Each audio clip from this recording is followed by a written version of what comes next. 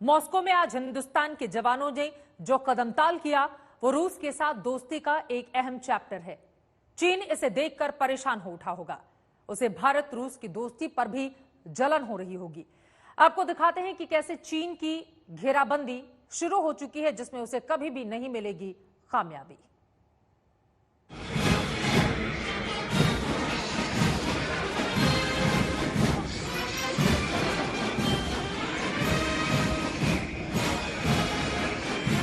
देख ले चीन, हिंदुस्तान का दम।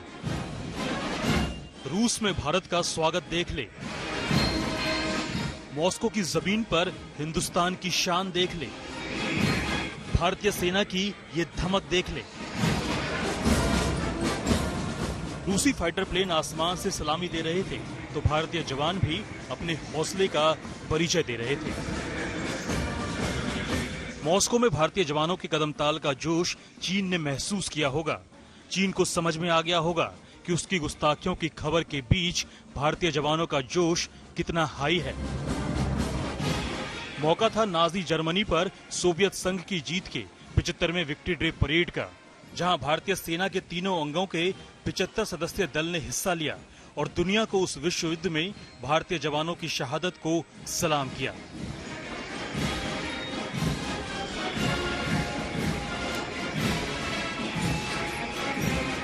भारत और रूस की दोस्ती का यह सिर्फ संकेत भर है।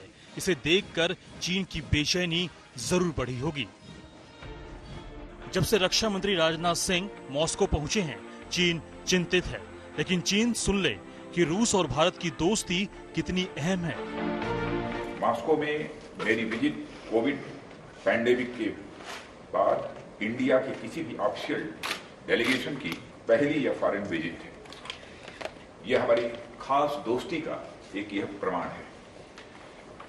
पैंडेमिक की सभी कठिनाइयों के बावजूद हमारे बाइलेटरल रिलेशंस डिफरेंट लेवल पर बने हुए हैं। दोस्ती की अहमियत समझते हुए रूस के डिप्टी पीएम यूरी बोरिसोव खुद होटल पहुंचे और राजनाथ सिंह से मिले।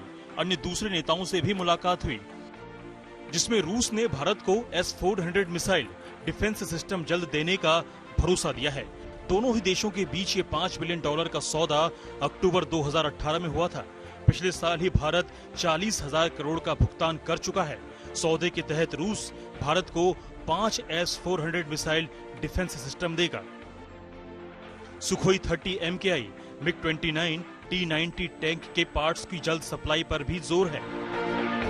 हमारी डिस्कशन काफी पॉजिटिव और प्रोडक्टिव रही है। मुझे भरोसा दिलाया गया है कि ऑनगोइंग कॉन्ट्रैक्ट्स को मेंटेन किया जाएगा और न केवल मेंटेन किया जाएगा बल्कि उनको और तेजी से कम समय में पूरा भी किया जाएगा, यह भी भरोसा दिलाया गया है। चीन के रक्षा मंत्री वेई फेंघे भी मॉस्को में हैं। इन सब के बीच चीनी प्रोपेगेंडा को उछालने वाले ग्लोबल टाइम्स ने अफवाह फैला दी कि भारत और चीन के रक्षा मंत्री आपस में मुलाकात करेंगे। लेकिन बिना वक्त गवाए भारत ने उन दावों को खारिज कर दिया।